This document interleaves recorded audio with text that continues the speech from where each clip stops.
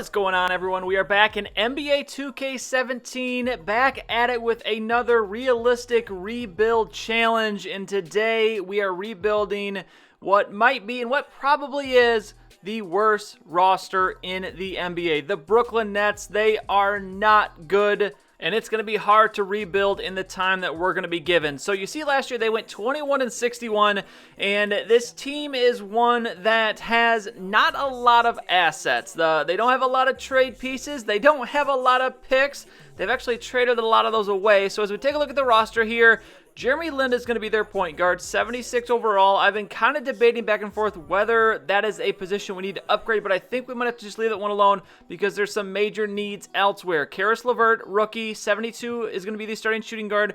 Bogdanovic is going to be the small forward. Luis Scola is the power forward. Brook Lopez, that's going to be the best player on the roster, but he does have some injury issues. Rondae Hollis-Jefferson is going to feature strongly at small forward. Grievous Vasquez, the backup point guard. Then we have a bunch of just random Justin Hamilton, Trevor Booker, Randy Foye, Chris McCullough, Sean Kilpatrick, Anthony Bennett, the former #1 pick, Joe Harris, Isaiah Whitehead to round it out. So, as you go through there, not a lot of really good players. Brook Lopez, as I said, is the best player on the team, but as we take a look at the durability, we'll see why he and Caris LeVert, the player with the highest potential, do have some concerns because LeVert has 77 durability, and Lopez has 78. Actually, Anthony Bennett there with 79, and then quite a few guys there hanging around 80. So we do have some injury concerns with Brook Lopez. So if he can't hold up, we're really in trouble here. And then even worse, as you see, we have one first-round pick. It's the Celtics. We get to swap with them, or I should say they get to swap with us if we have the worst pick, and that's most definitely going to happen because the Celtics are one of the better teams in the East. So we really don't have any picks. Then we don't have one next year, and then we have a first in 19 and 20. The only benefit we have, or positive we have here, is that there's not a lot of money committed to this roster.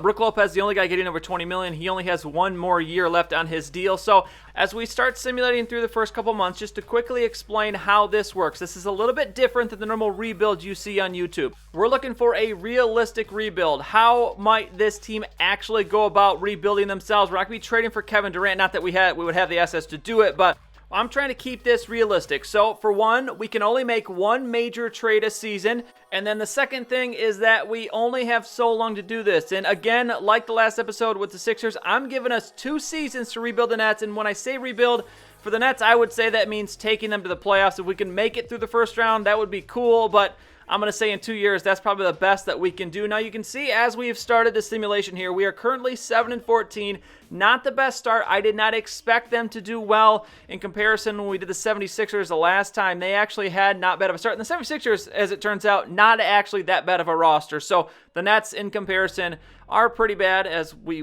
beat the Warriors somehow. But we are picking up some injuries. Rondae Hollis-Jefferson is going to have an injury there as we've managed to win 2 games in a row before losing pretty quickly. Now, we're going to stop it here in a little bit, and we're going to take a look at the standings, take a look at the team, and see if there's any moves that we can kind of make. Obviously, this is a lost season, and there's really no point in tanking because the Celtics are going to get our first-round pick. So I'm going to throw up Bogdanovic here and see what is available. And look at this. The Jazz are willing to give up Gobert for Bogdanovic and a second-round pick. That seems crazy, but the issue there, I'm not sure how, because he's a center. Brook Lopez is only a center, so I don't know how those two would work. So let's see what Brook Lopez will bring in a trade. Kevin Love, J.R. Smith, and but Jeremy Lin's included. Chandler Parsons, that's not bad, but honestly, Parsons, Bogdanovic, that's really not that much of an upgrade, and that's still committing a lot of money because Chandler Parsons has a large contract, and it looks like if we gave him to the Jazz, we would get Joe Johnson back, which I'm not really interested in that either. So I think for now, we're just going to stand pat. But that really,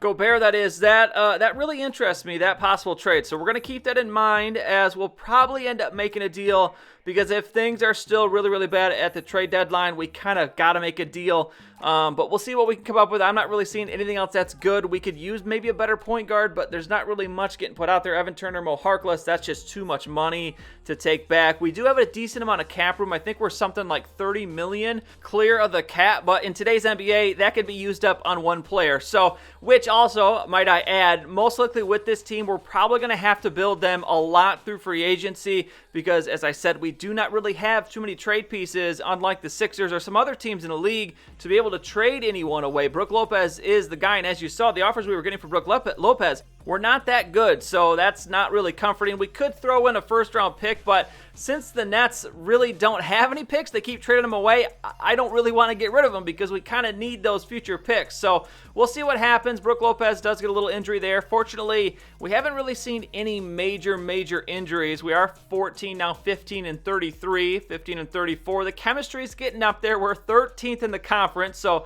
no chance in us making the playoffs this season, but we're nearing that trade deadline as we're going to get another offer here. Johnson and Green, no, we're not really going to give up LeVert for that, but just a couple games left here as we'll see. Rudy Gay for Brook Lopez? No, don't want Rudy Gay. And then one more game and we'll end it with a win, but we're 18 and 38.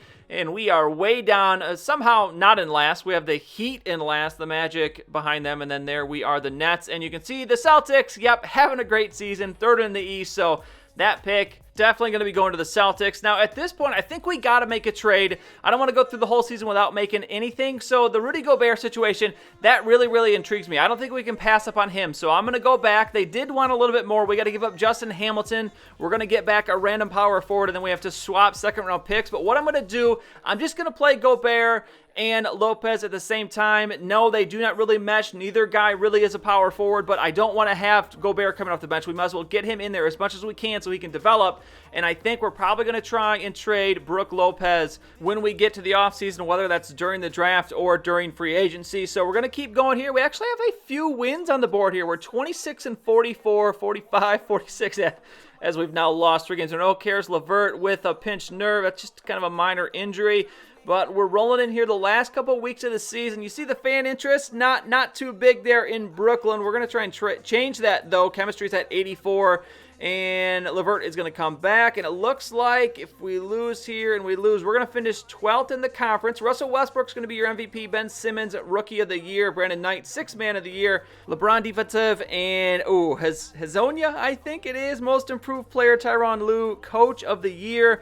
And I don't think we're going to see anybody on the All-NBA teams, but I do believe we are going to see somebody on the rookie team, if I am not mistaken. No one's going to be on the defensive first or second team. And let's see if I remember correctly. I believe we have someone. Yes, Karis LeVert did start quite a few games. He's going to earn himself second team all-rookie. So this is where we ended up. We moved up a little bit there as the Hornets surprisingly have a very bad season. We're well out of the playoffs, though, so let's look at how everybody did. Brook Lopez, 21 and 8, only 8.6 rebounds. Jeremy Lin, 14 and 7. Gobert, 10 and 11, not bad. Scola, and then after that, nothing really. LeVert averaged 8 points. So we'll sim through the playoffs, and let's see. Let's put money down on the Warriors. The Cavs get swept by the Celtics. The Celtics go to the finals, and then there you go. They get swept by the Warriors. So now the lottery, and there are the Celtics at number 6 with our pick. And you know, with our luck, they're going to get a really high pick. It happened to us last time with the 76ers, and there it is. They get the 3rd pick. So we could have had the 3rd pick, but instead, we're going to be picking 22nd. Might try and trade that pick, but if there's not any good offers, we're just going to have to take somebody, and that is what we're going to do here. At 22, I'm going to take Ray Smith, a small forward out of Arizona. Has some okay stats, and if nothing else, can just provide some depth there at small forward. And then with our 2nd round pick, I end up keeping this one as well. Number 50, I'm going to take Luke Fisher, I think power forward out of Marquette. He's a little bit of a more stretch big man, so that might help us, although we do need some help down low. But either way, that is going to be our pick, and we will sign both of these guys. I believe Smith was a 69 and the other one was a 65, so we don't get a rookie over 70. And then the options here, I'm going to pick up Hollis Jefferson's and McCullough's option, and we will say goodbye to the rest of those players. And then I made a huge mistake in the middle of the season. I forgot to mention this. I did not extend Rudy Gobert during the season, so now we risk possibly losing him, but I'm going to try and make sure that doesn't happen. Now, as far as free agency goes, this is where we need to make a splash. This is the only way we're going to upgrade this team. And there's a lot of options, honestly, that we could kind of look at. I'm liking Oladipo at small or shooting guard. We have Kevin Durant. Gordon Hayward is a name I'm interested in there. Blake Griffin as well. I think we can maybe get him to possibly come to the Nets. Paul Millsap. Randolph is too old. When we're thinking about it, we need a power forward, obviously. We're going to try and trade Brook Lopez. We have Gobert at center, so we need a power forward. We could use an upgrade at small forward after we traded Bogdanovic. And then shooting guard, we have LeVert, but he is still rated pretty low. So I'm going to start here. I'm going to offer Gordon Hayward. He wants 26.41. We have $39 million of cap room, so we can sign a couple big players, especially if we can dump Brook Lopez's contract, because he's making 22, I think, in his final year. So I'm going to offer Blake Griffin 26. Kyle Lowry wants 31, which is a lot, but you know what? We could really, really use an upgrade. And then as a backup plan for the small forward situation, I'm going to try and get Bogdanovic back. He is a restricted free agent, but just in case Gordon Hayward goes elsewhere, I'm going to give him the offer. So we'll see as Blake Griffin and Kyle Lowry. Blake Griffin resigns with the Clippers and Lowry back with the Raptors. So we're already down 2 options. I'm going to extend a contract offer to Jared Sullinger. I like him as a better power forward than some of the other options out there. Oladipo, I'm going to offer $19 million, see if he will come.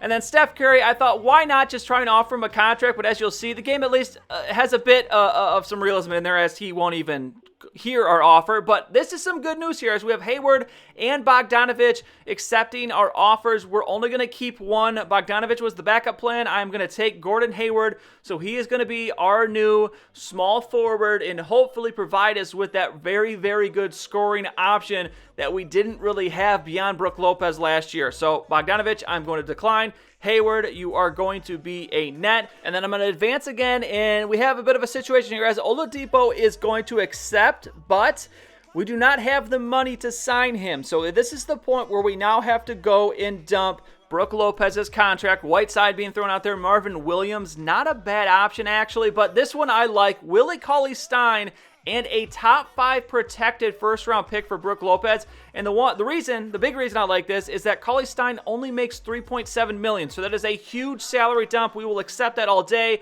Victor Oladipo, get in here. You are our new shooting guard. We'll accept that one.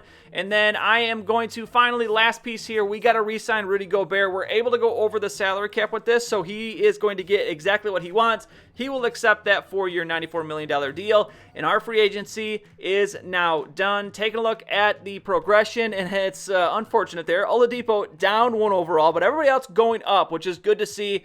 And Oladipo is going to have some things. His open three-pointer actually went up a little bit, but good to see a lot of green arrows up there. And then actually one more thing we have to do. I don't have enough players on the roster, so we're going to sign Malcolm Brogdon, former Cavalier, Virginia Cavalier, that is, to the roster to round things out. So this is the lineup we're going to go with. Jeremy Lin is still our point guard. I can't believe that. And on the first day of the season, Gordon Hayward hyperextends his right shoulder. He is out 6 to 8 weeks, so that's a great way to start. After I talk about the whole injuries thing in the first season, it's the new guy that hurts himself. But we're starting out okay, 3-7, and at this point, I'm a little worried we're gonna fail, because I said we're only gonna get 2 seasons to try and get the Nets to the playoffs, and the way this one has started is not good, as we're going to pick up a trade offer. I have not disabled CPU trade offers at this point because we still might need to make a move, as Gordon Hayward is going to come back. This team, I'm confident in the roster we have. I feel like this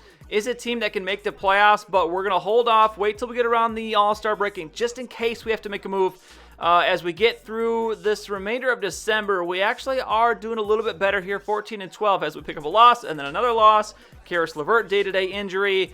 He's going to be back the next day. And now, Rudy Gobert is hurt 2 to 4 weeks. So the injury bug biting us, and that's kind of the thing that is a little bit of the variable you can't account for when doing these, is if the injuries crop up, they can totally ruin your season. But we're through the first couple months of the season. We are actually not doing too bad. Gordon Hayward doing well, 20 points a game. Jeremy Lin having a nice season, almost 15 points and I think 7 assists.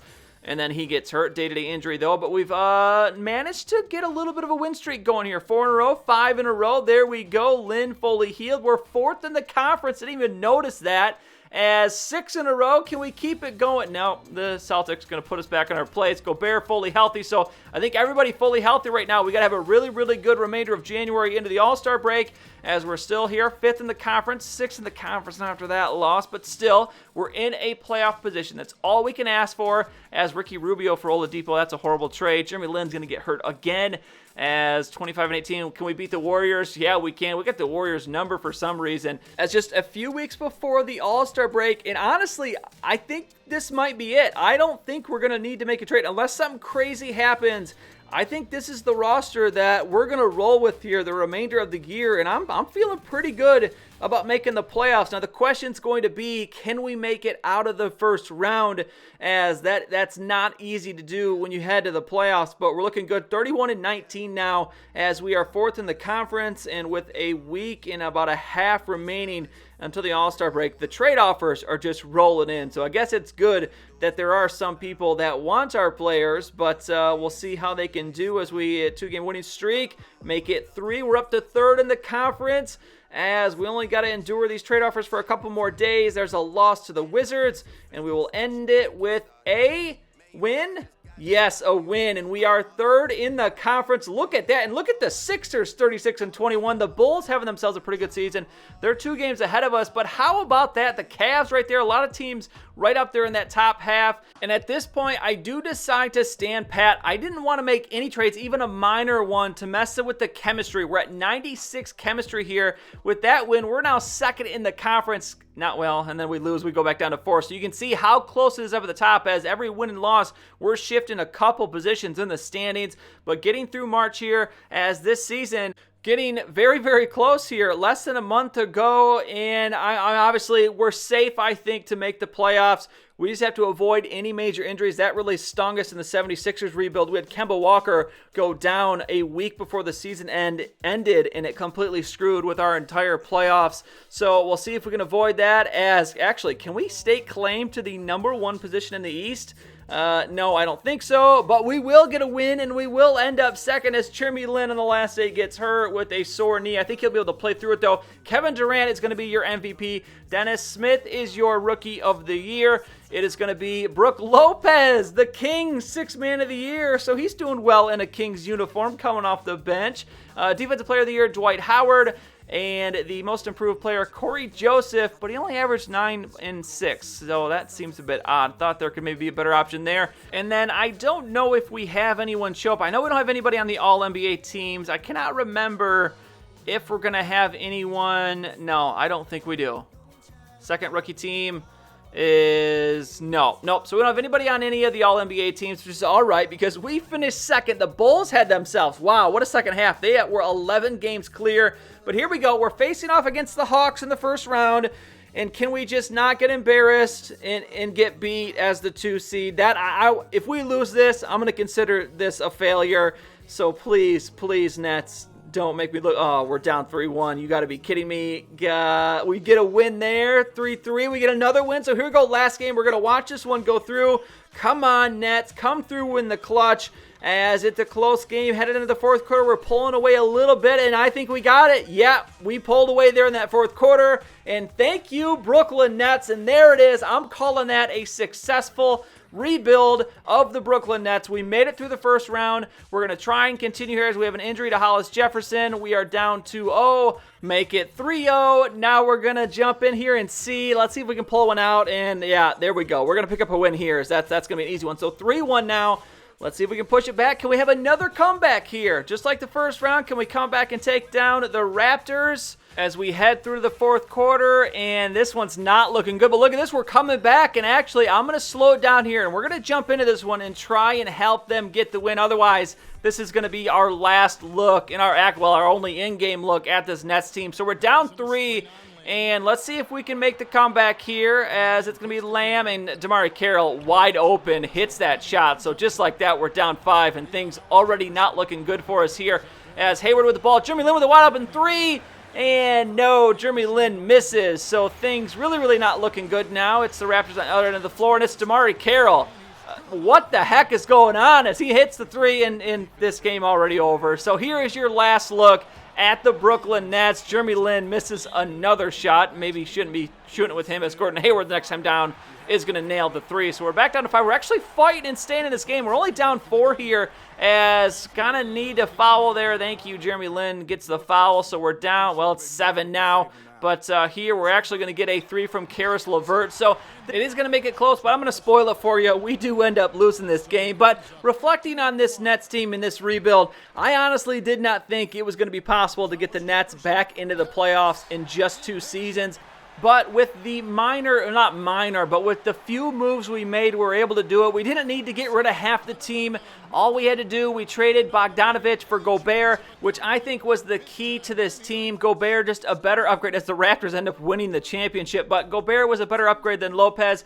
And actually, we didn't even get anything for Lopez. We just dumped Lopez's salary, which allowed us to sign Hayward and Oladipo. And it was really those 3 guys with Lin, with the other existing players on the team that got them to the 2 seed. Now, maybe in terms of simulating, we might have got a little lucky getting the Nets up to a 2 seed in just 2 seasons. I think more realistically, they should have been maybe 5th, 6th, maybe 7th seed. The East, though, not very strong. As you can see, the Bulls even came back and they were the 1 seed, so maybe just a bit of an odd season. But still, this Nets team, not good. That definitely, absolutely is the worst roster. But even with the worst roster, it is possible to rebuild and get back into the playoffs without having to pick up any of the major superstars in the league. Now, if you enjoyed this and you want to see more rebuilds in the future, go ahead and give it a like down below, and also comment down below what team you'd like me to rebuild next. We've done the 76ers, now we've done the Nets, so let me know who you want to see in the next realistic rebuild. Otherwise, that is going to be it for this one. Again, leave a like if you enjoyed it, subscribe to see any future videos that I put out.